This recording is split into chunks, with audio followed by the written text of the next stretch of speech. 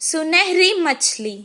एक दिन समुंदर से एक मछली तीरते तीरते तालाब आ गई। वो बहुत अनोखी थी। तालाब की मछलियाँ उसे गौर से देखने लगी। उसी वक्त एक मछुआरा वहाँ तालाब की मछलियाँ पकड़ने आया। तालाब के मछलियों को शिकारी के बारे में पता था।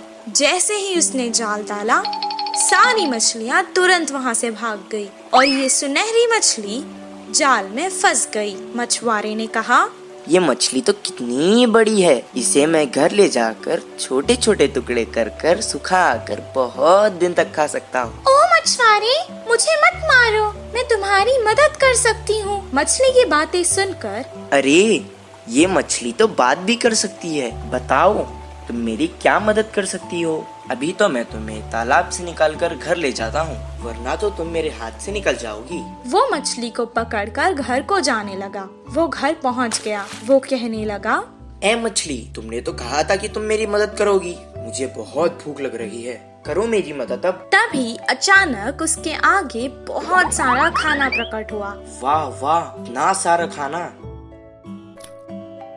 मैं तो तुम्हें यहाँ मारने लाया था, तुमने तो जादू ही कर दिया। इतना सारा खाना मुझे तुमने दिया, अब तो तुम मेरी सबसे अच्छी दोस्त हो। दोनों खुशी खुशी रहने लगे। एक दिन वो बहुत उदास था। मछली ने उसे देखा। क्या हुआ दोस्त, आज तुम बहुत उदास लग रहे हो। अब से तुम्हें मैं कभी नुकसान नहीं पहुँचाऊंगा। मेरी उम्र के बच्चे सभी पाठशाला जाते हैं, मुझे भी पढ़ना पसंद है, पर हर रोज मैं जाल लेकर मछली पकड़ने जाता हूँ। तुम पाठशाला क्यों नहीं जाते?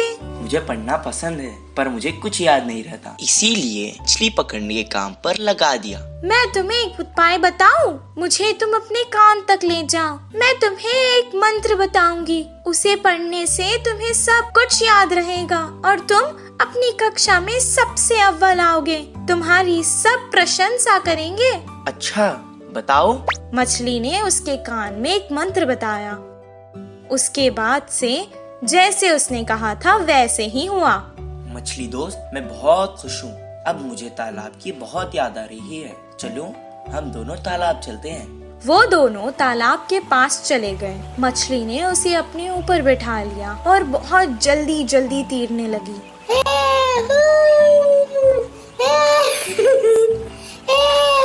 और उसने सारे तालाब की सैर करवाई उसे। सबको देखकर वो बहुत खुश हुआ। जब उसका मन भर गया, वो वापस घर जाने लगा। मछली ने कहा, दोस्त, तुम अकेले ही क्यों जा रहे हो? मुझे भी अपने साथ ले जाओ। मैं जितना खुश पाठशाला में होता हूँ, आज मैंने देख लिया कि तुम उतना ही खुश तालाब में होती हो। मैं तुम्हें तुम्हारी खुशी से दूर नहीं कर सकता, इसीलिए मैं तुम्हें यहाँ छोड़कर जा रहा हूँ। मैं वापस जरूर आऊँगा दोस्त। इस कहानी से हमें ये शिक्षा मिलती है कि जिस काम में हमें खुशी मिलती है वही काम करना चाहिए और जहाँ रहने में खुशी होती है वही रहना चाहिए। कौवे की चालाकी। एक जंगल में दो बड़े बड़े पेड़ पास पास थे। एक पेड़ पे कौवे घोंसला बनाकर रहते हैं तो दूसरे पेड़ पर कबूतर रहते थे। पूरा दिन खाना ढूंढते हुए शिकार के लिए भागते थे। शाम ढलते ही अपने अपने स्थानों पर विश्राम करते थे। कौवे के समूह में एक अति आलसी कौवा रहता था। वो उठना ही देर से उठता था। बाकी सारे खाने के लिए बाहर जाते हैं तो ये कहीं ना जाते हुए पेड़ पे ही आराम से रहता था। कुछ ही देर में वो सारे खाना लेकर खाते समय उनमें मिलकर छीन के खाता था। ऐसे उस दिन उनके लाई हुई खाने को समेटकर कौवे एक तरफ और कबूतर एक तरफ समूह में आकर खाते हैं। तो कौवे हर समय झगड़ते हुए अपने अपने बल से आहार लेते थे। कबूतर तो सब मिलजुल कर रहते थे, बिना किसी झंझट के एक सामान बांटकर खाते थे। उन कबूतरों की एकता देख आलसी कौवे ने सोचा कि आहा, उन कबूतरों को तो देखो कितने अच्छे हैं और हमारे देखो कैसे हैं। छी, अगर जन्म लेना ही है तो शेर की तरह लेना चाहिए या फिर कबूतरों की तरह लेना चाहिए। बोलकर बहुत ही उदास हुआ। कुछ देर सोच में पड़ गया और चालाकी से एक चाल चली। कपड़ों को रंग डालने वाले के घर जाकर सफेद रंग में डूब के उठा। उसके बाद अपने आप को शीशे में देखकर उछलने लगा। देखने के लिए कितना सुंदर हूँ, कोई भी मुझे कबूतर ही सोचेगा और कबूतरों के साथ अच्छे से गा सकूंगा। उड़ते हुए जाकर कबूतरों के समूह में मिल गया। धीरे से अच्छे से खा रहा था। खाने के लिए झगड़ा कर रहे कौवे को देख नफरत करने लगा। ऐसे कुछ दिन बाद उस आलसी कौवा बिना कष्ट किए आराम से रहने लगा। एक दिन भूख से बहुत खा गया। गले में खाना अटकने से पानी के लिए रोक नहीं पाया और तुरंत बोल के जोर से चिल्लाने लगा। इससे कौवे की पोल खुल गई और क्या, सारे कबूतर मिलके कौवे को चोट से मारते हुए भगा दिया। अरे बाबा, थोड़ी भी रहम ना खाते हुए चोट से मार रहे हैं। अब फायदा नहीं, मैं मेरे रूप में बदलना ही ठीक है, बोल के सोचकर पानी में डूबा। मजाक ये था कि वो कड़ी रंग होने के कारण वो गया ही नहीं। बिना कुछ समझते हुए अकेला ही रह गया। अब देख देख के भूख ना सह पाते हुए आखिर में कौवे के खाना खाकर उनके समूह के पास चिल्लाते हुए आया।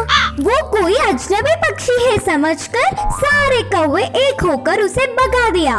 उस आलसी कौवे की चाल विफल होकर उसके लोग भी आने नहीं देने से आखिर में अकेला रह गया। इस कहानी की नीति है कि बाजू वालों के लिए भागने से अच्छा हमारे लोगों से खुश रहे। जादुई बिजली। एक गांव में रामू, सोनू और मोनू नामक 3 दोस्त रहा करते थे। रामू एक किसान था। वो खेत में काम करके खुश रहता था। सोनू एक दूध वाला था। मोनू एक दुकानदार था। एक दिन तीनों दोस्त शहर को कुछ काम से गए। काम पूरा होने तक शाम हो गई। शाम को जब वो लौटकर गांव वापस जा रहे थे, उनको जंगल पार करके वापस जाना था। अचानक आसमान में बादल आ गए। कुछ देर तीनों दोस्त एक दूसरे से मशवरा करने लगे, फिर आगे चलते रहे। अचानक बादलों में बिजलियां कड़कना शुरू हो गई। वो डर गए। सोनू ने कहा, बाप रे, बिजली को देख रहे हो? लगता है आज तो हम जंगल में ही फंस जाएंगे। हाँ हाँ, सही कहा तुमने। आज तो ऐसे ही लगता है। बहुत रात हो चुकी है, अब हमें आगे नहीं जाना चाहिए। हम जंगल के बीचों बीच है। अब अगर हम आगे जाएंगे तो भी खतरा है, पीछे जाएंगे तो भी खतरा है। इससे बेहतर है हम आगे चले जाएं। इतना कहकर वो बैलगाड़ी आगे चलाने लगा। थोड़ी दूर जाते ही जोरों की बारिश शुरू हो गई। जंगल में बहुत ज्यादा अंधेरा था और ऊपर से तेज बारिश और बिजलियां कड़क रही थी। ये सब देखकर वो डरने लगे। अचानक उनकी बैलगाड़ी के सामने एक बड़ा सा पत्थर आ गिरा। तीनों बैलगाड़ी से उतर गए और एक पेड़ के नीचे रुक गए। मैंने तो पहले ही कहा था वापस चले जाएंगे, सब देखो क्या हो गया। तुमने रामू की बात मानी ना, ऐसे ही होना था। पेड़ के नीचे खड़ के वो बारिश के कम होने का इंतजार करने लगे। आसमान से एक बहुत बड़ी बिजली उनके आगे खड़कने लगी। जंगल में बहुत ज्यादा अंधेरा था और ऊपर से तेज बारिश और बिजलियां भी कड़क रही थी। ये सब देखकर वो डरने लगे। उन्हें समझ आ गया था कि ये सब कुछ किसी दुर्घटना की ओर इशारा है। मुझे लगता है कि भगवान में से हम तीनों में किसी एक को सजा देना चाहता है। अब पता नहीं वो हम तीनों में से कौन है। ऐसा ना हो, मुझे लगता है भगवान हम में से किसी पापी को सजा देना चाहता है। अब पता नहीं वो हम तीनों में से कौन है। ऐसा ना हो किसी एक के कारण हम तीनों को सजा मिले। मैंने आज तक कोई पाप नहीं किया। मैं जाकर उस बिजली के आगे खड़ा हो जाता हूँ। अगर मैं पापी हूँ तो मुझे सजा मिलेगी। जैसा उसने कहा था उसे कुछ नहीं हुआ। वो वापस पेड़ के नीचे आकर खड़ गया। मोनू भी अपने मन में सोचने लगा, उसने तो कभी कोई पाप नहीं किया था। सोनू की तरह वो भी बिजली के आगे खड़ गया, उसे भी कुछ नहीं हुआ। अब रामू की बारी थी। वो सोचने लगा कि बाकी दोनों तो बच गए, अब भगवान को उसे ही सजा देनी होगी। लेकिन उसने भी तो कोई पाप नहीं किया था। वो डरते डरते बिजली के आगे खड़ गया। तभी अचानक बिजली वहां से पेड़ की तरफ चली गई और पेड़ के ऊपर गिर गई। पेड़ जल गया और उसके नीचे खड़े सोनू और मोनू मर गए। रामू को कुछ देर तक समझ ही नहीं आया कि आखिर हो क्या रहा है। दोनों दोस्तों की मौत पर वो बहुत दुखी हुआ और रोने लगा। हे भगवान, ये क्या हो गया? अगर अब मैं इन दोनों के बिना गांव जाऊंगा तो गांव के लोग मुझे ही इनका मौत का जिम्मेदार समझेंगे और मेरी बहुत बेइज्जती होगी। इससे बेहतर है मैं यहीं अपने दोस्तों के साथ मर जाता हूँ। रामू बहुत देर तक रोने लगा और रोते रोते वो भी मर गया। और अचानक एक देवी आकाश से प्रकट हुई और वो रामू की अच्छाई से बहुत खुश हुई, इसलिए उसने तीनों को जीवित कर दिया। रामू, तुम बहुत अच्छे हो इंसान। रामू, तुम बहुत अच्छे इंसान हो। तुमने कभी कोई पाप नहीं किया है।